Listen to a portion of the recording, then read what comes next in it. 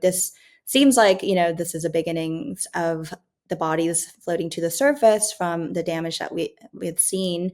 And it's not really in the spirit of DeFi, which is promoting transparency and the lack of need to trust people. But in this case, the facade was, wrapped in this yielding stablecoin that's very DeFi native, but the back end was actually something more like CeFi, where users didn't know where their money was being managed. This episode is sponsored by Canton, the only public permissionless blockchain built for institutional finance. We'll hear more from Canton later in the episode, but for now, let's get started. Hey everyone, quick disclaimer before we get into today's episode. Nothing said on Bell Curve is a recommendation to buy or sell securities or tokens. This podcast is for informational purposes only, and the views expressed by anyone on the show are solely our opinions, not financial advice. Our guests and I may hold positions in the companies, funds, or projects discussed. Welcome back to another episode of Bell Curve. Today, I'm joined by Romeo Ravagnan and Sonya Kim of 3F Labs. Guys, welcome.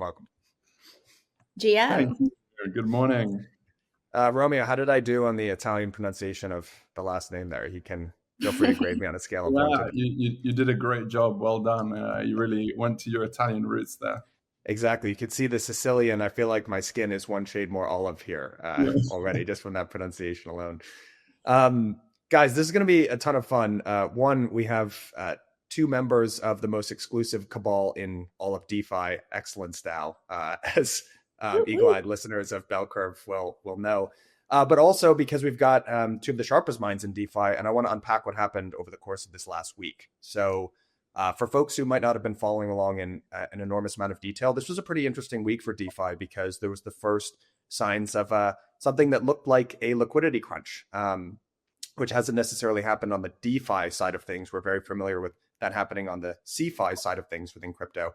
And it kind of led to this very interesting debate, which is an old debate in crypto around pooled versus isolated risk. So this is kind of the Aave model versus the Morpho model of lending, which I want to unpack with the two of you.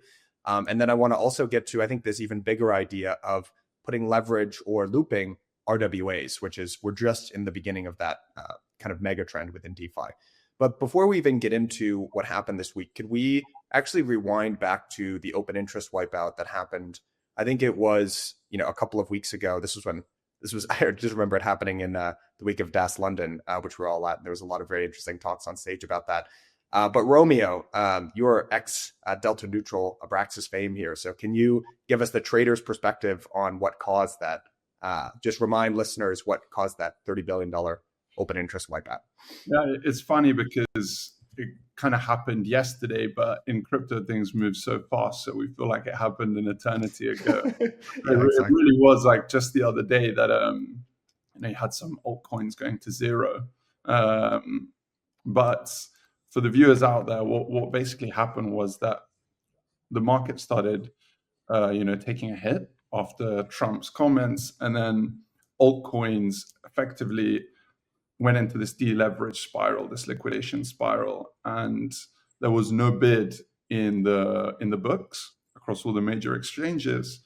And what that meant is that effectively users started getting ADL'd on their short positions, and a whole bunch of circuit breakers that were essentially what perps have is this thing called auto deleverage, which means that if you're short, you can get your position forcibly closed by the exchange if there's not enough bid liquidity in the order book. And this happened cross market, and generally there was just the market makers were all pulling out, and so spreads were widening, and a whole lot of damage was being caused. Now, there were a couple of different venues that were more materially impacted than others here, right? Which was, there was a lot of focus on hyperliquid, maybe because you had a lot of retail participants and maybe less sophisticated funds who didn't fully understand the risk they were taking on the ADL side of things. But there was a little bit of nuance here around Binance, and I'm bringing Binance and specifically Athena up because that's going to introduce another concept that we're going to talk about around these yield bearing, stable coins, which might not actually be, stable coins in full effect here.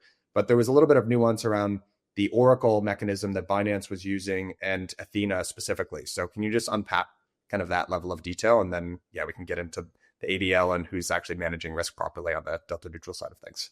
Yeah, so Binance has this really awesome margin mode for traders called portfolio margin mode, which essentially allows you to cross marginalize all of these different assets in your portfolio, and they consider that as collateral for all of the leverage positions that you're taking.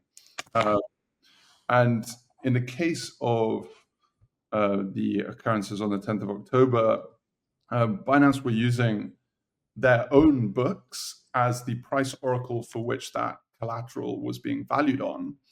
And what happened is that as the collateral started essentially plummeting and there was no liquidity in the book, you had this spiral effect where that collateral was worth much less. It was Binance then had to liquidate that collateral on their own books. And effectively, you have this cascade where if there's no bid liquidity, I mean, the assets can literally go to zero. And the biggest impacts were on these really illiquid coins, things like USDE from Athena and Binance staked ETH, which are really, really efficient for traders because they're yielding. And if you can use that as collateral, your entire positions can be much more efficient, and your net interest that you're extracting from the market is higher.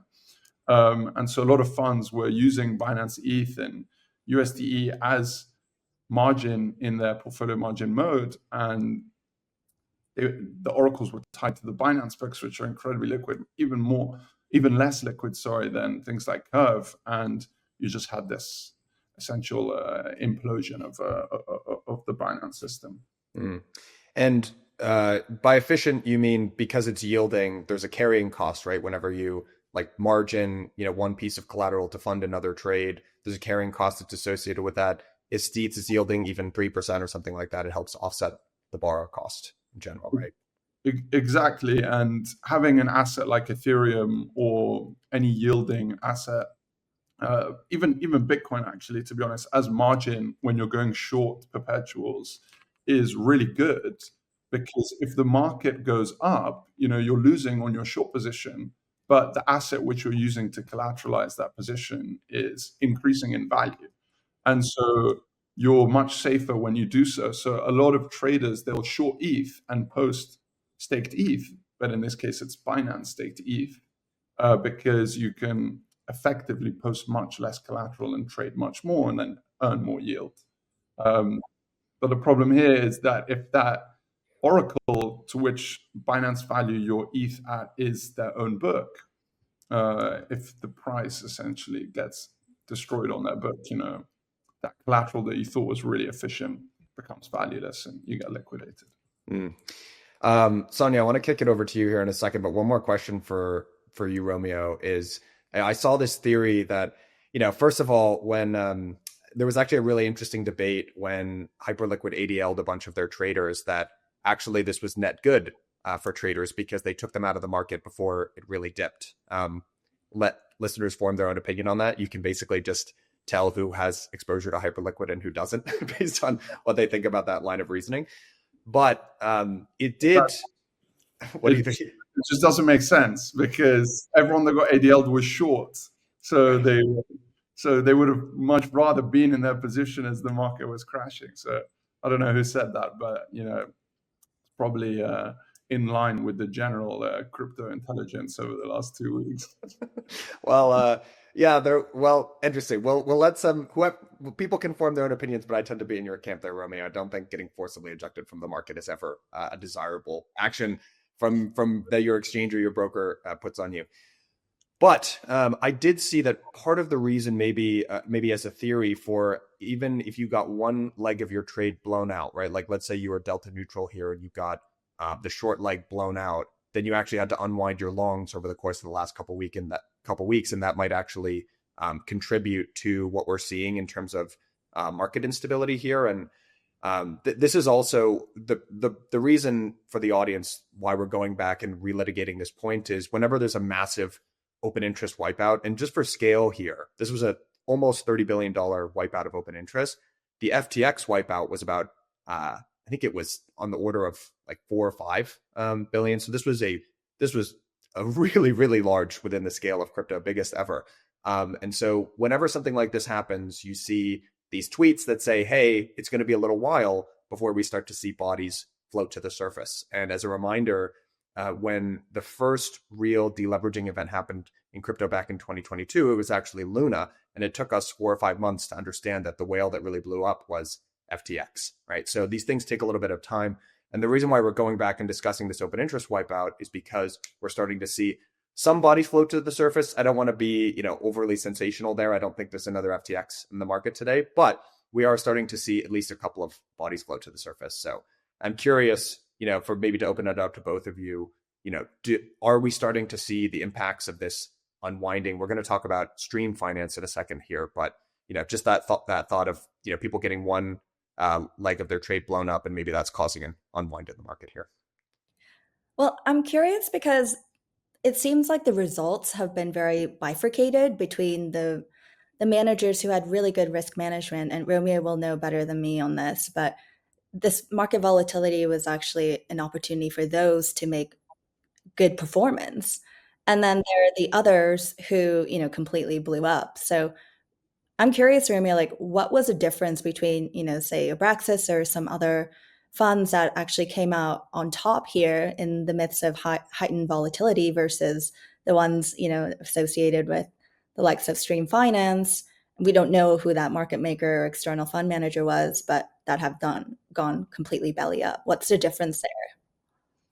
Yeah, I mean, I can't really speak on any individual entity's behalf, also because you sort of have to wait and see for their NAVs and accounts to be formalized. But the true professionals in the space, the people that have been doing it for almost a decade now, they know these risks, and they know that liquidity, it's seldom spoken about, but it's actually incredibly important, especially when you're trading derivatives that have these mechanisms encoded in the market. So if you're going to be a delta neutral arbitrageur, let's call it, and collect all of this awesome perp funding that you now flex as your amazing idea, but that perp funding is on like Farcoin or a bunch of different Hey, let's not disparage Farcoin. That's still a sensitive subject for members of Excellence DAO. Right. Yeah.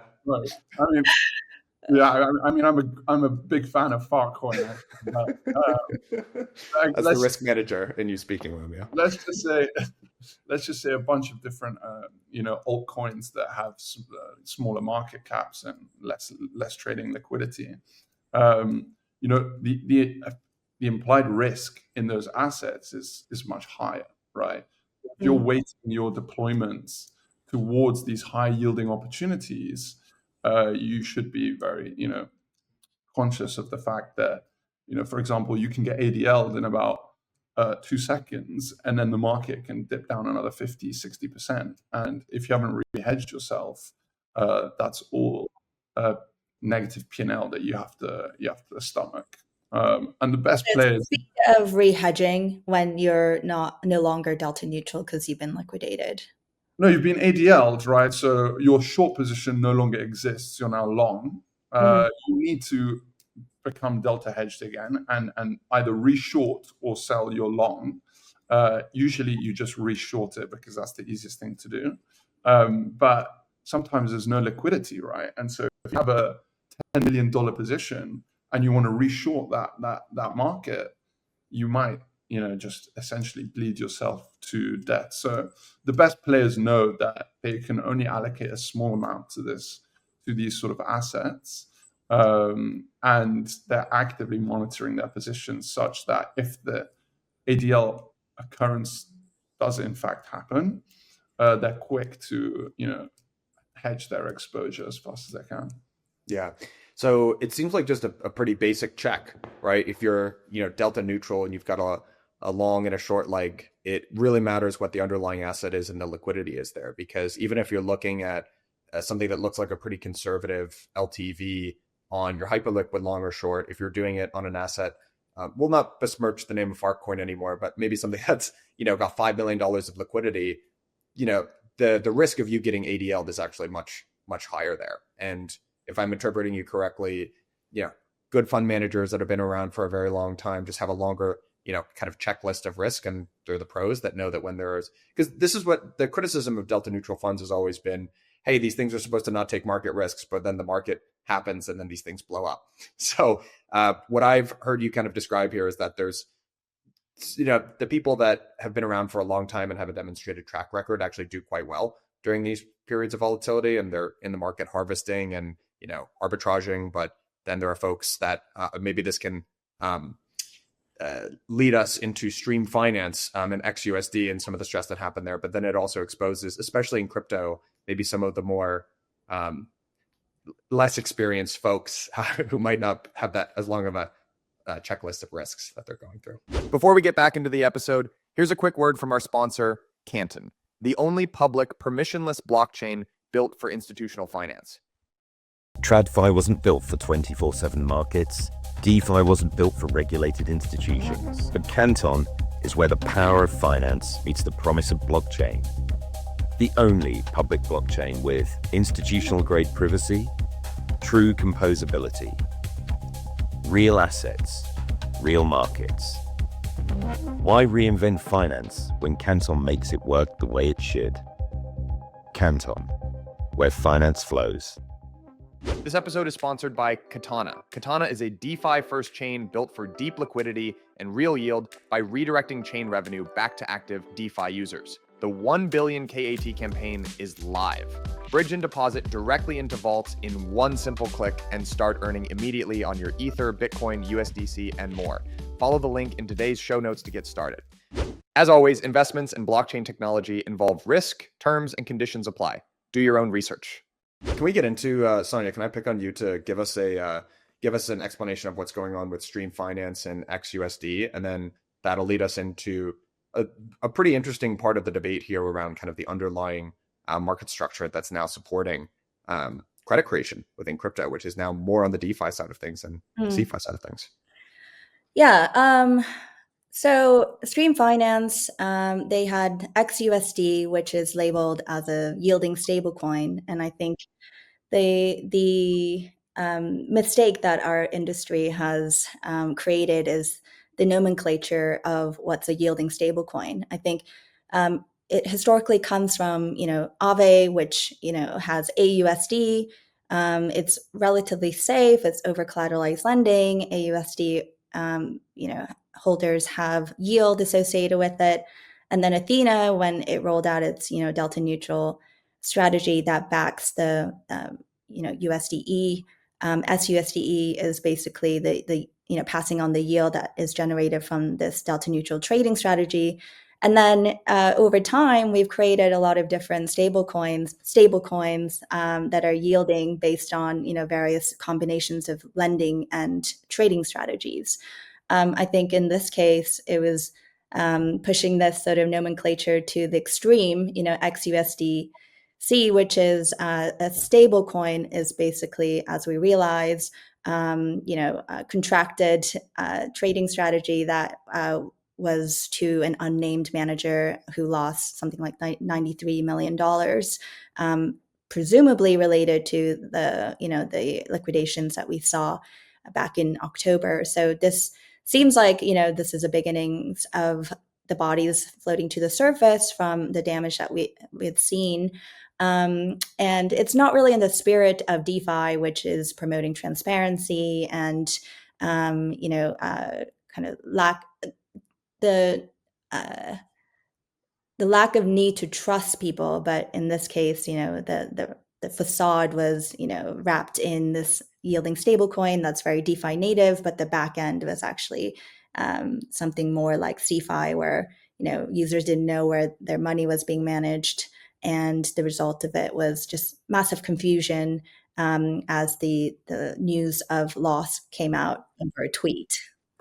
Yeah, this is, this is super interesting because over the course of the last month, we've revisited, I think, some of the oldest debates that have been going on for multiple years in crypto and DeFi, especially one that we glazed over here, didn't really discuss, was the hard coding of USDE within borrow lend protocols like Aave, right? And this is a long-standing debate. This is not picking on Aave at all. This is pretty common practice, especially when you're spinning up a new asset for the first time. Generally, because it's very inefficient to provide things like secondary liquidity, right? So you just kind of hard code it, and in the beginning, and the idea is that you'll get off that eventually, but sometimes that doesn't end up happening. So hard coding, one that actually the original season of Bell Curve on fixed rate borrow lend, under collateralized borrow lend, was actually on this idea of, do you actually have transparency in DeFi? I mean, people say this all the time, right? If you just listen to Twitter, you'd say, oh, I completely understand all the risks that are happening in DeFi. And then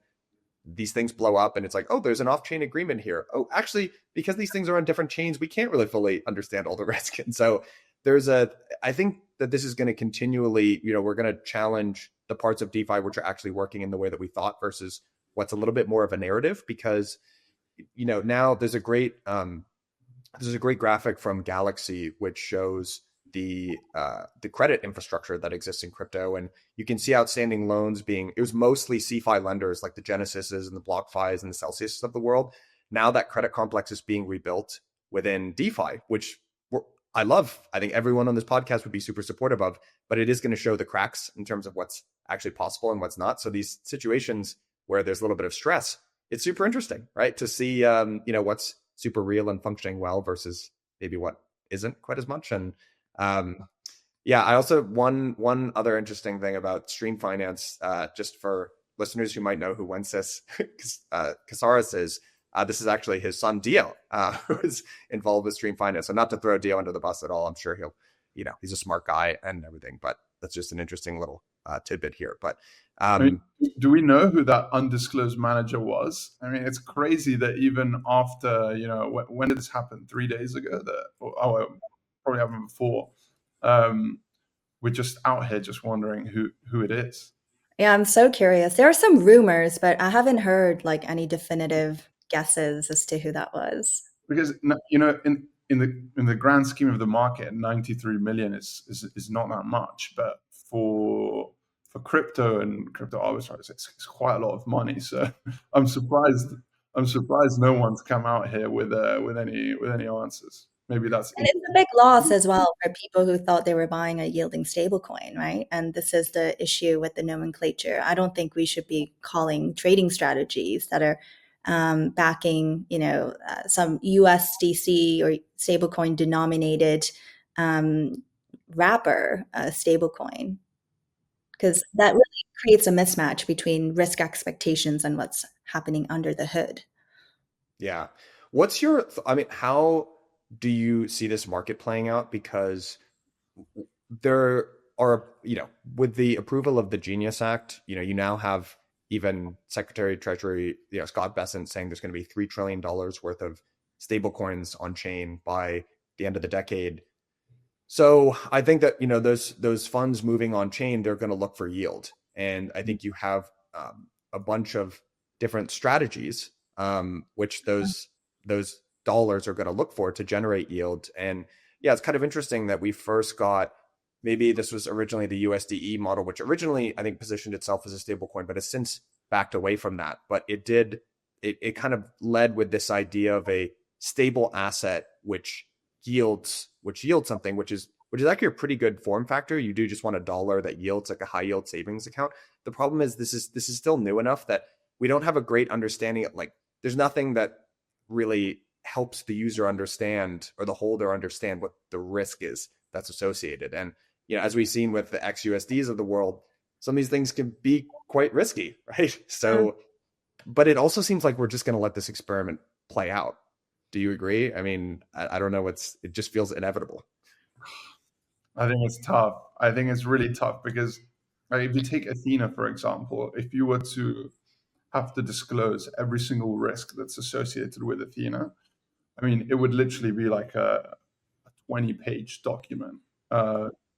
And if you go to regulated funds, they all have these 20-page documents. They're called the fund DDQs, and they list every single risk associated with those products. But you can't really do that in crypto. But also, even if you did, I reckon 99% wouldn't even read the first page. So I think it's tough. I think it's really tough.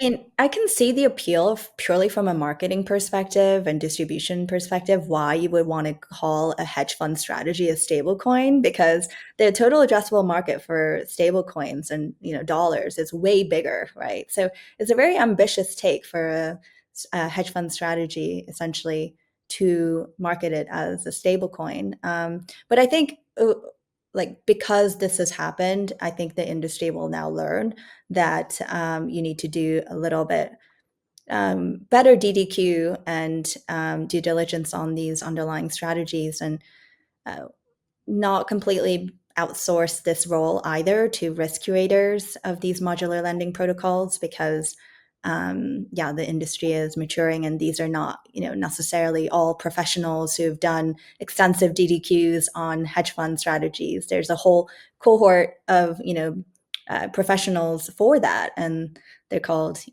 fund of funds and Cambridge Associates, things like that. So it's interesting that the market is professionalizing for sure, but we've still got a really long way to go for these risk curators to fully understand and disclose the risks associated with the collateral assets that they're bringing into their vaults.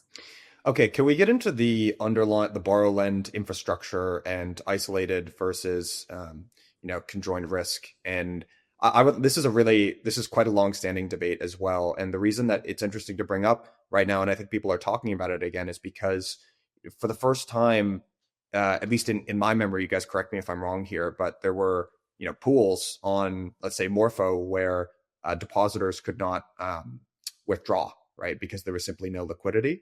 And to set up for folks who might not be quite as familiar with sort of the different models that exist out here, Aave is obviously the 800-pound gorilla in the borrow lend market, and they started with a model which is kind of the risk is being managed by the protocol, right? So you have depositors, you have lenders, there are parameters which allow borrowers and lenders to create markets and act in a certain way. But you were trusting in the risk management of, the governance structure of, kind of Aave Labs and, Mark Zeller as well is probably involved in that. And it's done extremely well so far. I think that's one of the core competencies of Aave, is that they have extremely strong risk management. And then on the model of newer entrants to the space, like the Morphos and the Oilers of the world, it's their point was that maybe that ultimately doesn't end up scaling, and we should have isolated markets that have isolated risk, right? So you have actually a more modular structure where curators can come in, they can spin up a vault permissionlessly, and they can kind of make their own markets around borrowing and lending. And I think to many that has seemed maybe a little bit more scalable and makes a little bit more sense. There's a bunch of benefits that you get from kind of pooling the liquidity of different markets into one asset like Aave, but also maybe it seems a little bit more scalable on the modular side.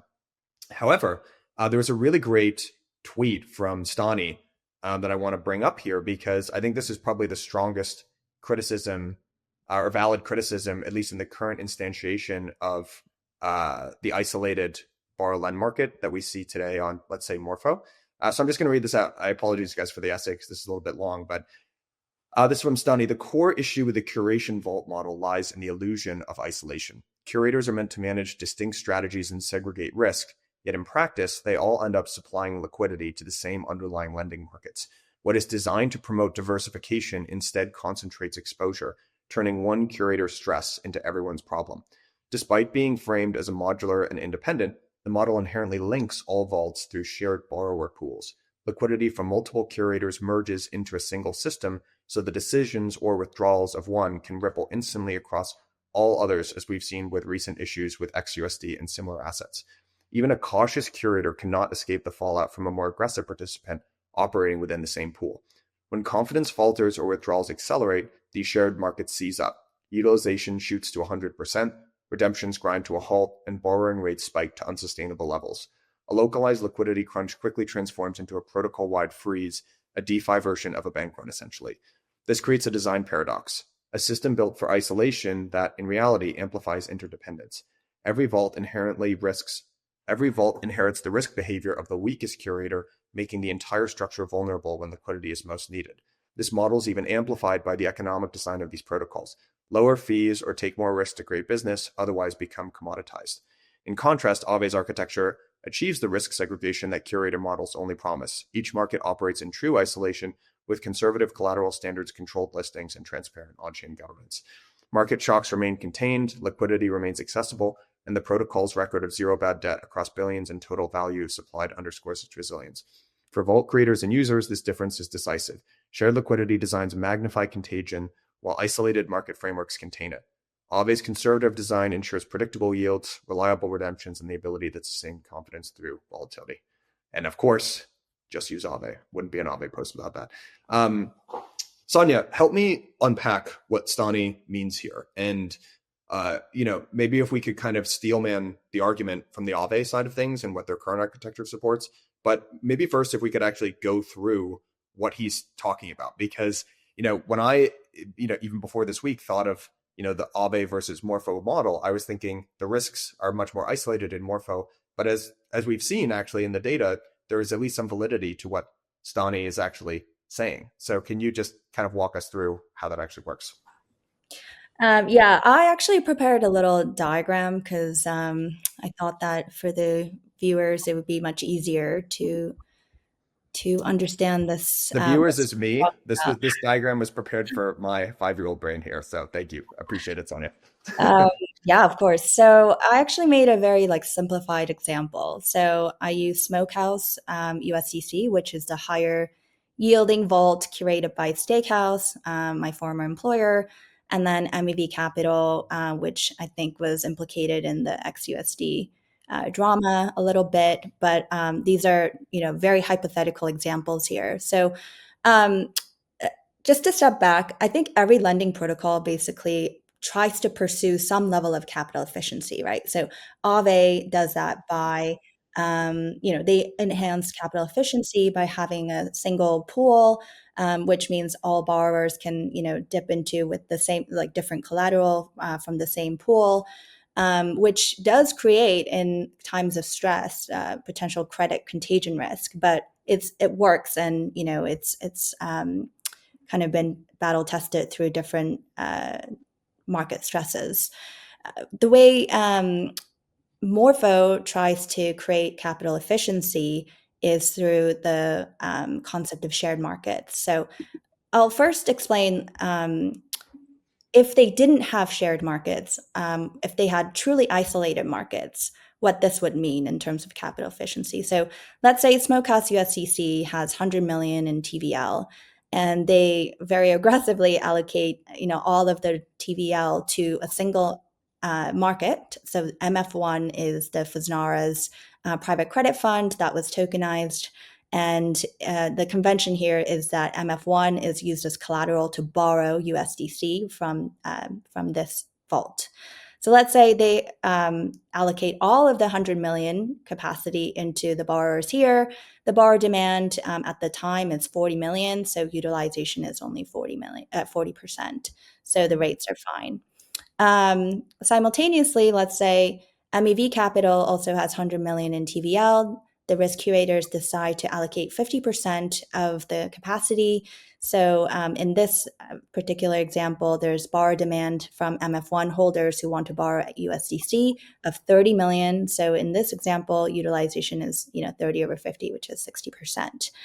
Let's say in this market, the MF1 borrowers want a new borrower demand of 30 million more.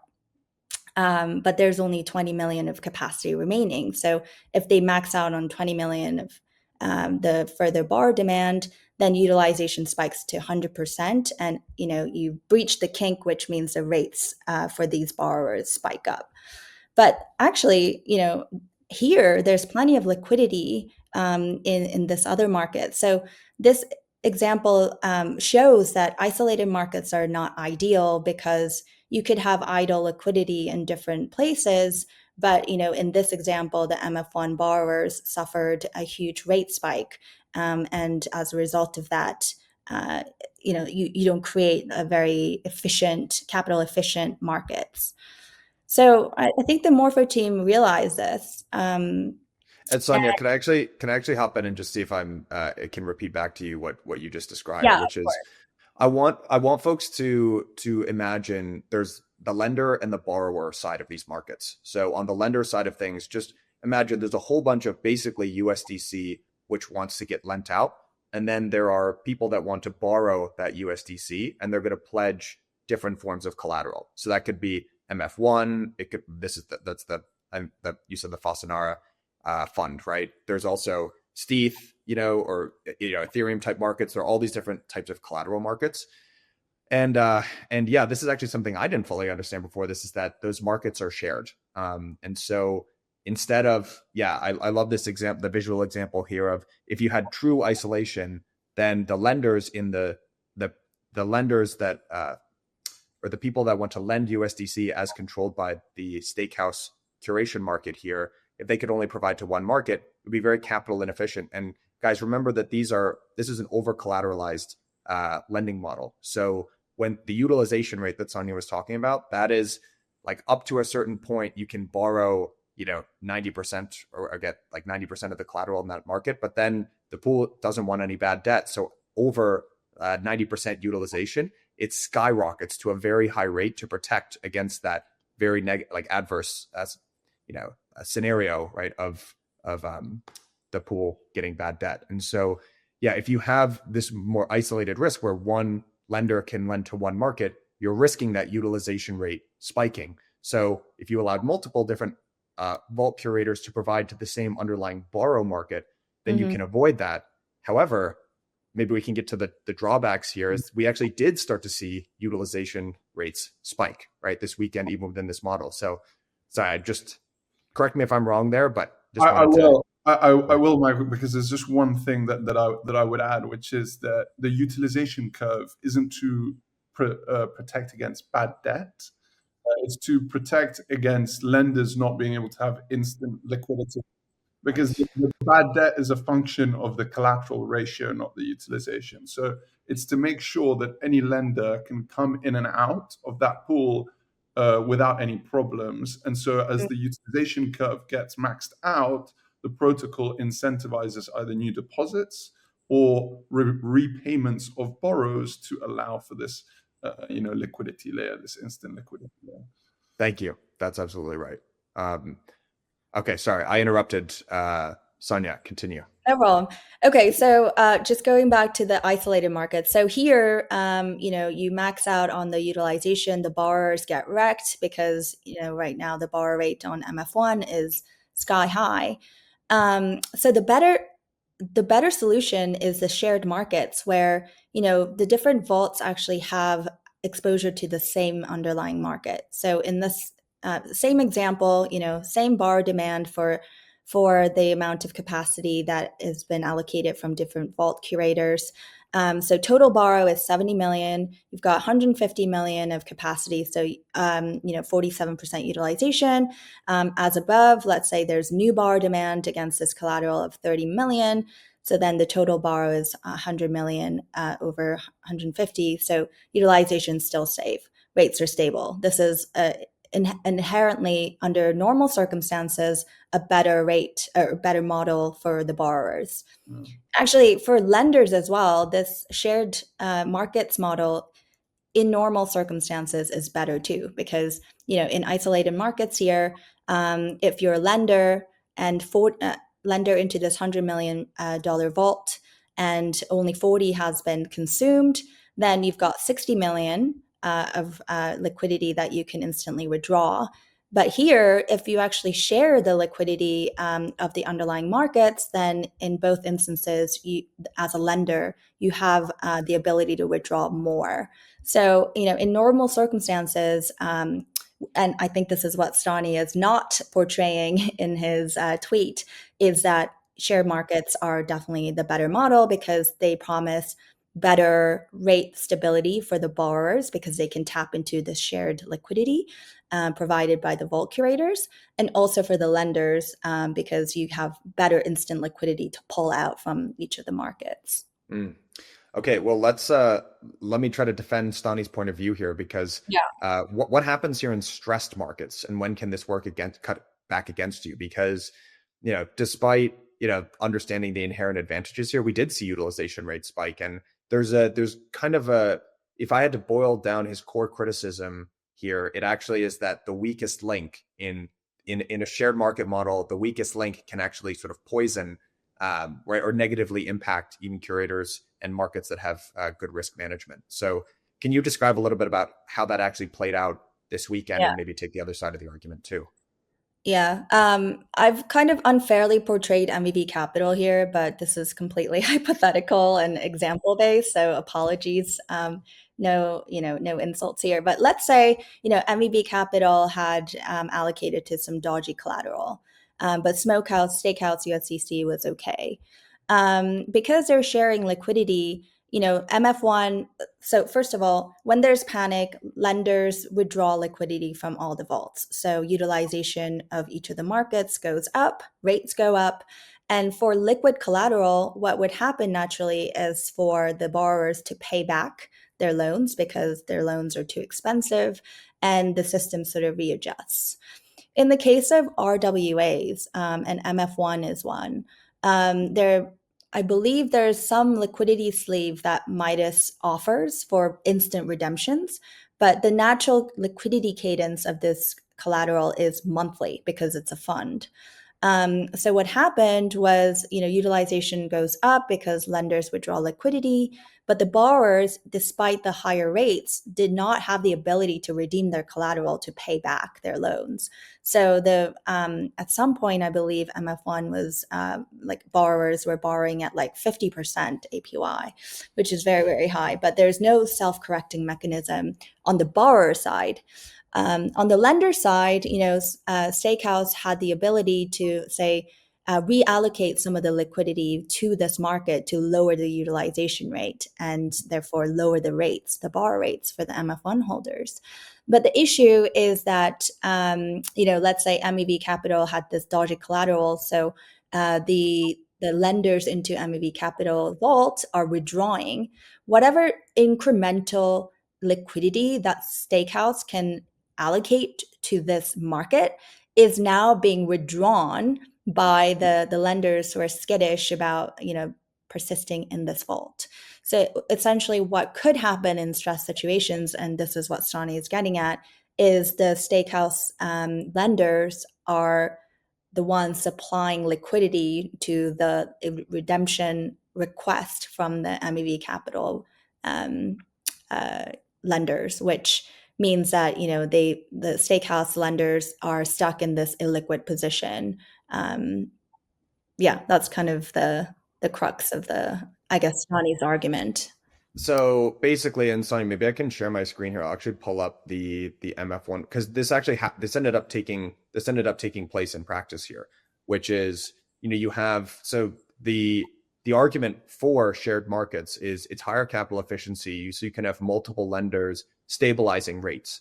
The downside of this, again, if you have a curator who's more stressed or has higher liquidity needs, maybe from elsewhere in a totally separate market, they can hoover up the liquidity which gets provided by another curator, and therefore take it right out of the market. And this is kind of the criticism of the weakest link argument that I think Stani is making. And Sonya, could I actually share my screen here and ask you to just remove that? Perfect. And there was some pretty interesting, the reason why I think this is interesting to call out this week is because there were some instances here of real markets where the liquidity completely dried up, and just for a short period of time, you actually had rates spike on some of these markets to 40% or something like that at a time when depositors couldn't necessarily get out. Now, there's a couple aspects of this which I find super interesting. We're debating. It really depends on kind of how you look at this, because that 40% rate, when that's actually going on, that feels extremely painful. That's an annualized rate. So at the end of the day, it actually depends on if this were a market where there was liquidity and there were people that were looping the underlying asset, you could just get out, right? You could unwind your position.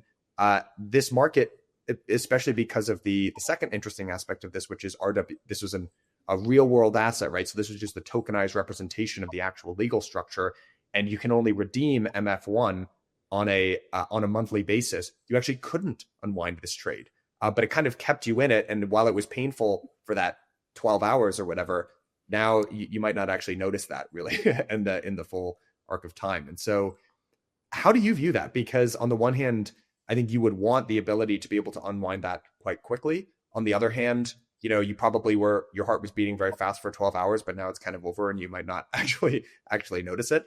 So I'm just, this is going to kind of bleed into where I want to end this conversation on. There's a big difference in between looping and putting leverage on-chain, true, digital bearer instruments versus real world assets, especially something like a fund, which you might not be able to redeem and sell into the market immediately.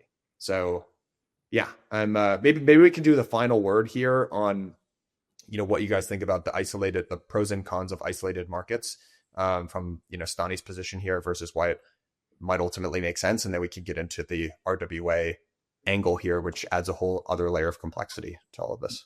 My final word is that, the weakest link sort of, theory is correct, Michael.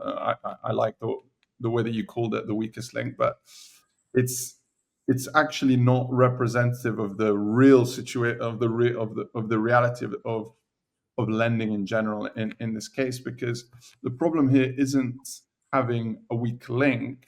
It's to what size is that weak link in your system, right? So if you actually have a huge diversification of lenders to one asset, this weak link problem doesn't really exist because that weak link represents a small percentage of that liquidity, right? In Sonya's diagram, if MEV capital was just 1% of all the lending liquidity that was being lent to the MF1 market, this implied shock would have not been very large. And actually, even on Aave, you do have moments where one user squeezes the entire rate of the market, right? Famously, Justin Sun comes in and out every now and then with $500 million in Tether or some other stable coin, and the rates go to 30-40% on Aave as well. So it's actually just a question of diversification and like single lender exposure. And I think what you said as well, Michael, about the brevity of the situation, it only lasted like 1 month, basically, is important, because if you average out over time, these shocks occur but are not very, very impactful. Also, I think it's really important to delineate between credit risk and liquidity risk, right? There was no credit risk contagion here. We're only talking about depositors into these vaults temporarily not being able to withdraw because liquidity dried up. Yeah. But the beauty of Morpho's design is that it's individual markets against one like lending pair. So unlike Aave, where there's potential contagion risk because there's only a single pool of liquidity available for different collateral borrows, these are isolated by asset. So I think that for the viewers, it's really important to understand, and the users, it's really important to understand that the Morpho model does inhibit system-wide, insolvency or contagion across credit risk. This was a temporary liquidity situation. Okay, well, I know we've got a couple of Morpho bulls here, and I want to be fair to Aave. So if Mark or Stani, if you're listening, come on the pod, and we'll get the other side of this. But hopefully, we represented both points of view in a fair light here. And I will say, as the least in the weeds of anyone on this call, it does intuitively make sense to me, at least me, that you're going to need multiple. I think you're just going to need multiple different, like having the entire risk infrastructure of the world on, kind of governed by one set of participants is probably, that doesn't totally foot with me. Although I think Aave, their new V4, is also kind of leaning into a more modularized, segregated infrastructure as well. So it seems like the entire world, regardless of where you sit on the spectrum, is going this way. Yeah, I haven't seen the code or design for Aave before, but very interested to hear about it in due course. I'm really excited about that. I'm excited about it too. I mean, I think this was about a year ago, but Sonya, I remember nerding out with you on Umbrella, kind of the, an improved risk model Aave had, where they removed Aave as kind of the backstop, lender of last resort, and actually, made almost did like a perps-like design where stakers, basically got extra yield in addition to, being more risk capital to, protect the protocol against bad debt. So yeah, there've been, I don't want to represent this as, we're not going back to the modular versus monolithic days. There's like a lot more nuance in this debate, and I think there's tons of merit to both models. Everyone in crypto loves to talk about transparency, but would any serious business publish its payroll for the world to see or hand competitors its contracts? That's not a feature. That's a bug. And it's why most financial institutions can't operate on today's public rails. Canton Network is different. It's the only public permissionless layer 1 blockchain built with privacy at its core, sharing data only on a need-to-know basis. That's why Goldman Sachs, NASDAQ, and Broadridge are already building on the network. Only Canton delivers the network effects of a public chain with the privacy and control real finance demands. Learn more about Canton by following the link in today's show notes. Shout out to today's sponsor, Katana. Katana is a DeFi-first chain built for deep liquidity and high yield. No empty emissions, just real yield and sequencer fees routed back to DeFi users. Incubated by Polygon Labs and GSR, Katana is launching with notable ecosystem of primitives, assets, and partners like Morpho, Chainlink, and more. Katana's 1 billion KAT campaign is live. Bridge and deposit directly into Vault in one simple click and start earning immediately on your Ether, Bitcoin, USDC, and more. Follow the link in today's show notes to get started. As always, investments in blockchain technology involve risk, terms, and conditions apply. Do your own research.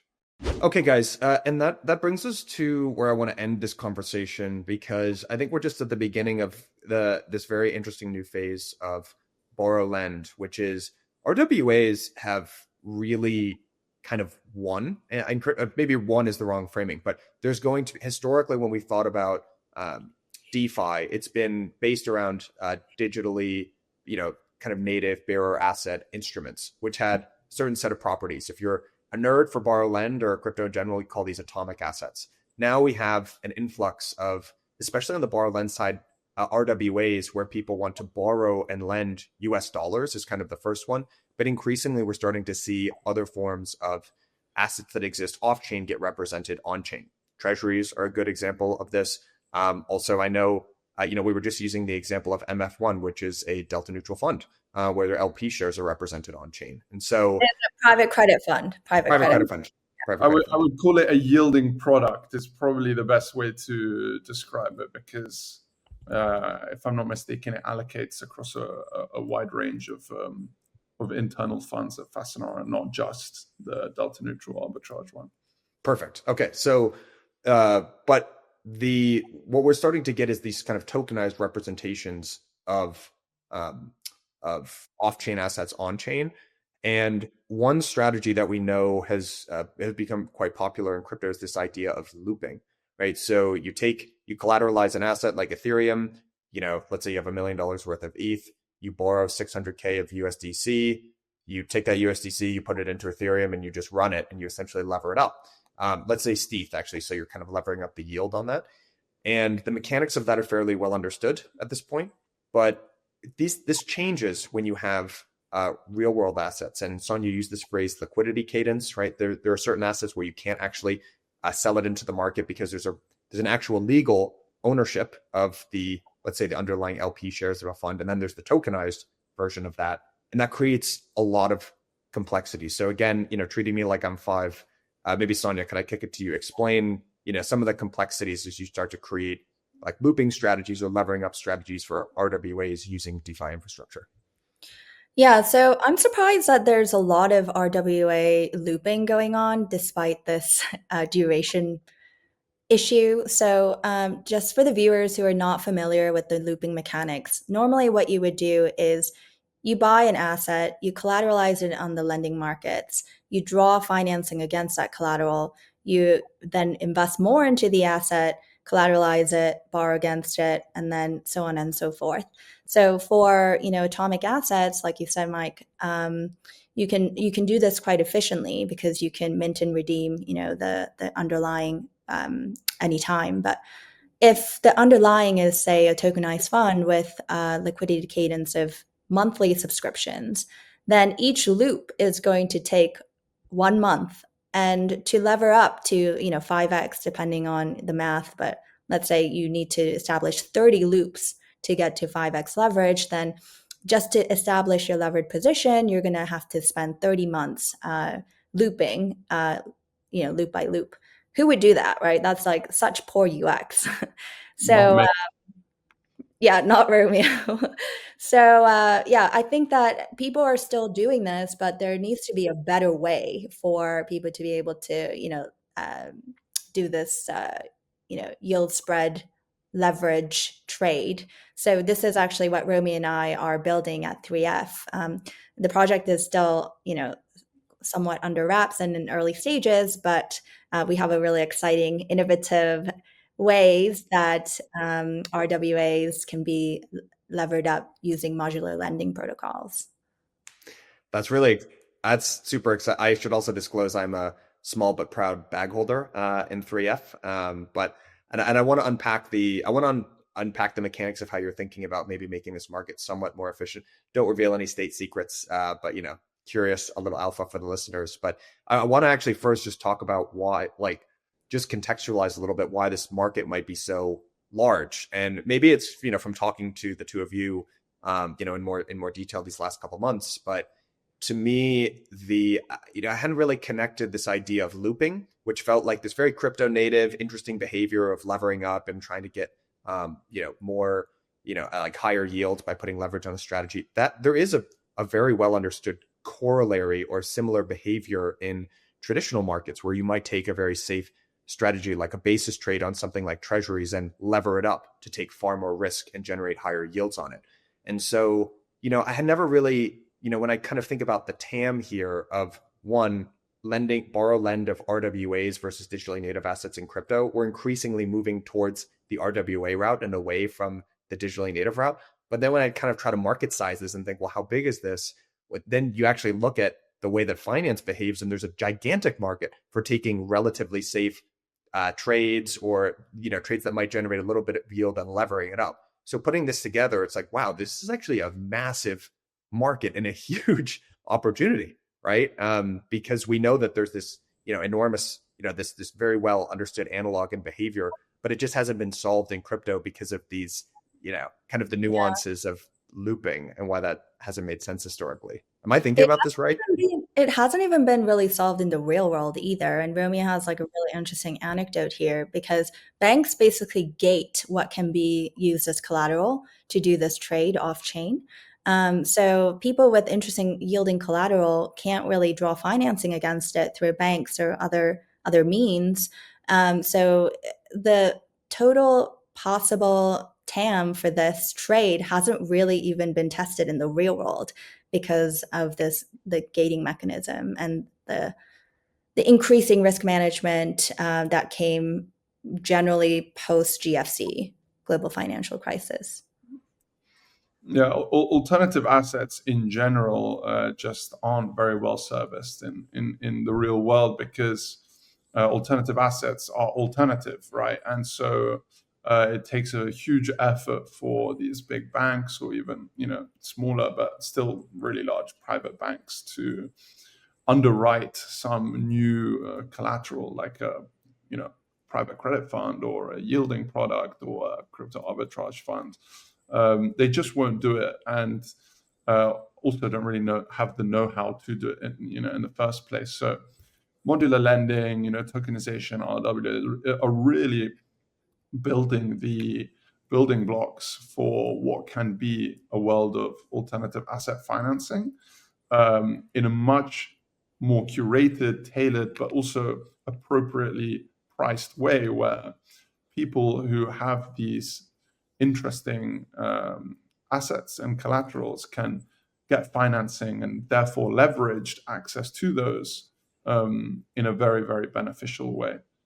This is really what what we're trying to conquer here. And there is a ton of demand within the blockchain ecosystem for leveraged access to these products. Currently, it can't be matched because of this problem of recursive looping.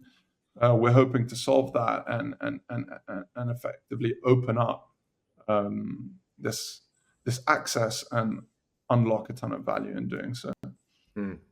So what are some of the, so I feel like maybe if I had to articulate the value proposition here from the lender and the borrower side here, right? Like, let's say, because I think the 3F is starting with, delta neutral funds, right? So the value proposition here from the borrower side is that, hey, I actually, there are some the ones that aren't getting ADL'd, right? They actually generate, very reliable yields with very little, down months or anything like that, like somewhere between, let's say, 8 and 15% on an annual basis. If I'm very comfortable with, the risk management that happens there, maybe I want to lever that up a little bit and get more risk. So, I can take that 15% yield and make it 30% yield. And as a borrower, I should have the ability to do that. On the lender side of things, this is essentially a distribution channel for them, right? Like, this is saying, hey, I can now, take these shares and, actually pledge it into a market and, take liquidity against it or do any number of things. But is that like roughly the right way to think about this? Yeah. On the asset issuer side, not lenders. Yeah. Sorry, on the asset issuer side. And the amazing thing about taking leverage on a yielding asset, external to the asset itself, is that you're not increasing the risk, internally to that asset, right? Just because you're leveraging a yielding product or the shares of a yielding product doesn't mean that yielding product now becomes more risky or is at a greater chance of losing or having a down month. So it's two ways of doing it, right? I mean, you can have a fund that is like 10 times leveraged internally, or you can have a fund that's 1 times leveraged internally, but then you leverage it up 10 times. It's really funny. We actually have a friend who goes by an anon name in the 0x research chat, and his day job is lending to big hedge funds to do exactly the off-chain equivalent of what we're trying to do. So he would lend, I think the average check size of the loans was like 250 million, and his counterparties would be like Citadel, Blackstone, and these reputable hedge funds. And the construct of leverage there is that, within those funds, they would take something like 25x leverage. And then with the lender, they would take 2x leverage. So the overall leverage is basically 50x. In crypto, we have the opposite. So if 3F is successful and the platform allows users to take up to, say, like 25x leverage on certain assets, but then the underlying asset at the fund level is either ungeared or very modestly geared to like 1 to 2% or 2x leverage. So I guess interesting that the overall leverage in the system might be shaking out to be the same, but the construct of it is very, very different. So TradFi seems actually more degen than crypto in some ways. In many ways is what I'm learning. Yeah, in many ways. Yeah, so, I don't think anywhere we can 50x anything in crypto, but there should be. So that's the world I want to live in. I completely agree. Yeah. Okay. And 4-coin long too. That's the world I want to live in. Ski trips financed and subsidized by 4-coin long games. Yes. I want to live in that world as well. It's a shame. It's like the meme of like, this is what the future would look like. Could you 50x long your 4-coin position more easily in crypto? So, guys, maybe in closing here, the way that I think about the opportunity here is there's alternative assets, but there's also just moving a lot of this activity that exists in, if I were to look at the existing setup for how do you, put leverage on a treasury basis trade, you're kind of leveraging prime brokers. And, one thing, and again, no need to get into the super secret sauce here, but I think you're innovating on the concept of looping in general. So I actually think about this as, through protocols like 3F, but blockchains in general, you can provide financing where it's gated from banks that for whatever reason might have, biases or not be underwriting risk correctly here. But there's also just an opportunity to move a lot of this, this entire trading strategy on chain, kind of innovating on, in the TradFi side of things, you get prime brokers to provide leverage here, versus in crypto, you'd kind of utilize other systems. So help me understand, what that migration might look like, and maybe just like the outline of the protocol, and then we can kind of wrap it here, because I know you guys have been super generous with your time. Sure, I'll happily take this. So if you want to leverage some asset, in your private bank account, you can ask you can call your bank and say, can you please give me 3 times leverage on the S&P 500, whatever it is. And the bank doesn't recursively loop the S&P 500. They just extend you the credit line, buy the asset, and then that immediately becomes your collateral. And we're trying to make a similar system happen on chain, where you don't have to recursively loop, because that would take you forever. You can just buy and get exposure with leverage in one go. And that bridge that banks extend you when they buy the S&P 500 is something that we can replicate actually on the blockchain if you bring together a bunch of institutions to extend that facility. And you can then, as soon as you're issued, the receipt of your purchase, which is in this case the tokenized representation of that position in the RWA, you can immediately collateralize it and then repay that bridge facility on Morpho or Aave or Euler or whatever it is. And so what you have is now a leveraged position that, instead of taking you, 30 months or years, depending on the cadence, the liquidity cadence of that asset, you have it now in one go. And then the same thing is applied on the unwind, which means that suddenly all of this demand can be matched, because the friction to building it is no longer there. So this is what we're trying to do. There's some exciting things coming in the pipeline. So do keep following, and yeah. Awesome. Well, guys, if folks want to find out more, maybe follow the two of you on Twitter for more RWA, DeFi, generally looping or leverage type takes. What's the best way to do that?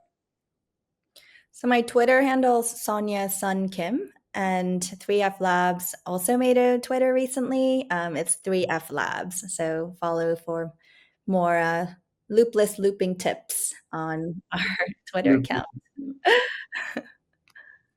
Yeah, just follow. So I'm sorry, I forgot my Twitter handle. I don't actually know.